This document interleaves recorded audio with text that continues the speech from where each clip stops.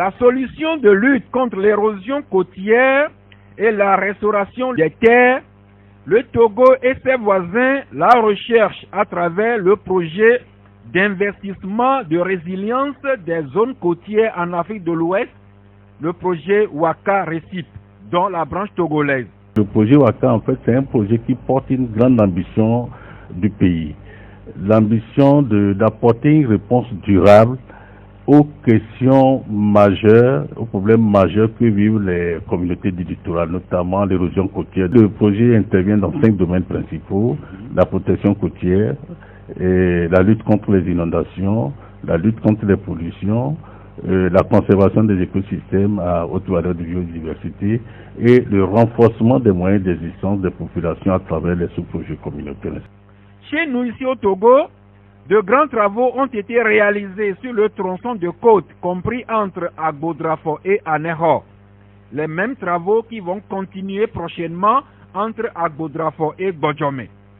Les travaux réalisés ont été éprouvés par un phénomène de submersion marine survenu dans la nuit du 19 au 20 septembre dernier. Quelle attitude les populations côtières doivent-elles adopter face à des phénomènes comme la submersion marine?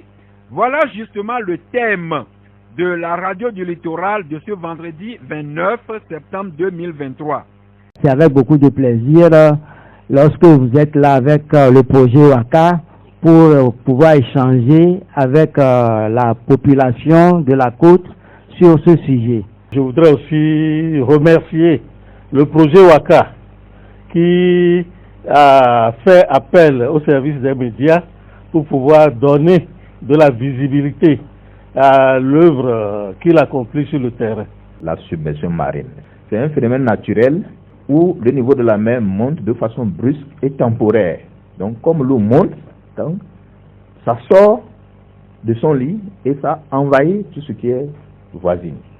Donc c'est une inondation vraiment temporaire qui est naturelle, mais qui est due à des phénomènes naturels qui peuvent, par exemple, des vents, des tempêtes, des cyclones ou des mouvements de terrain, donc des glissements de terrain, comme le tsunami. Il y a des ouvrages qu'on peut mettre en place en fonction donc des données statistiques, en fonction des données techniques, pour lutter contre. Comme c'est le cas, par exemple, pour la ville d'Anéo, où le phénomène était déjà connu, où déjà l'État avait déjà mis en place dans les années 86 une brise-lames derrière le palais royal, derrière l'ancienne cathédrale, que nous venons de renforcer en prolongeant de 200 mètres. En plus, toujours pour lutter contre ce phénomène au niveau de la ville d'Aného, nous avons mis en place la digue de sable, le cordon sableux. Ceux qui ont la digue d'aller là-bas, c'est là sur lequel, sur cette digue, nous avons planté du gazon naturel qu'on appelle du rémimera, qui est en train de pousser.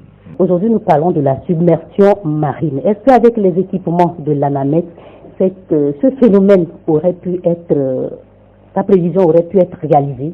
Oui, il faut dire par rapport à la définition de la submersion, c'est les inondations et c'est le déferlement des vagues sur le continent. Donc, étant donné que l'ingénieur l'a rappelé ici, étant donné que notre côte togolaise est beaucoup plus basse et n'étant pas une falaise rocheuse, donc on est toujours exposé à cette élévation de la mer. Aujourd'hui même, en mer, actuellement, il y a certains de nos techniciens qui sont en train d'installer ce que nous appelons le courantomètre.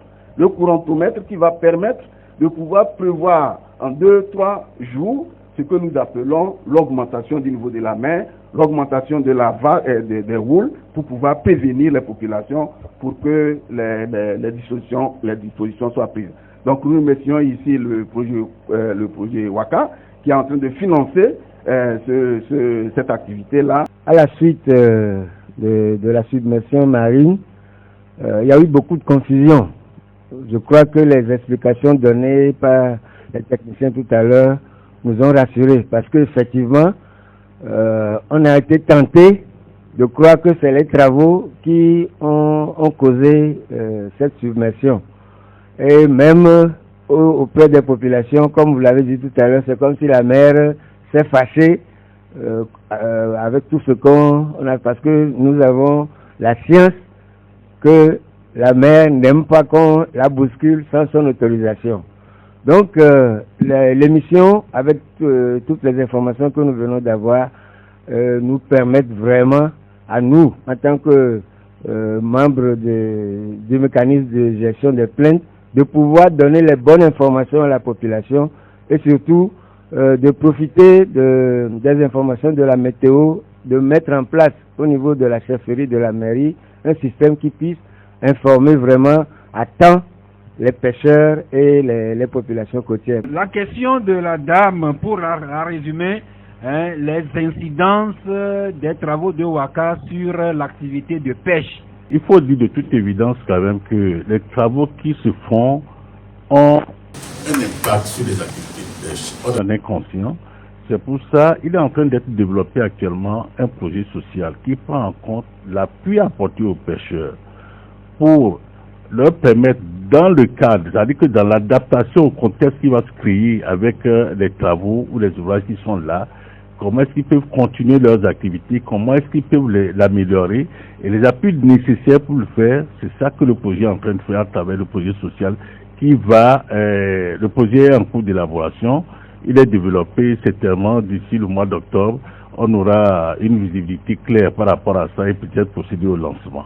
Donc il y a cet appui qui est prévu aux pêcheurs, aux maraîchers, aux marailleurs, qui sont vraiment les principales activités qui sont impactées par les travaux. Nous arrivons au terme de cette émission. Je remercie tous les confrères, co-animateurs, toute l'équipe de radio du littoral, le grand public. Mais je vous prie de nous mettre ensemble pour remercier ce grand public par un tonnerre d'applaudissements qui va être écouté jusqu'à New York. À peu. Merci beaucoup.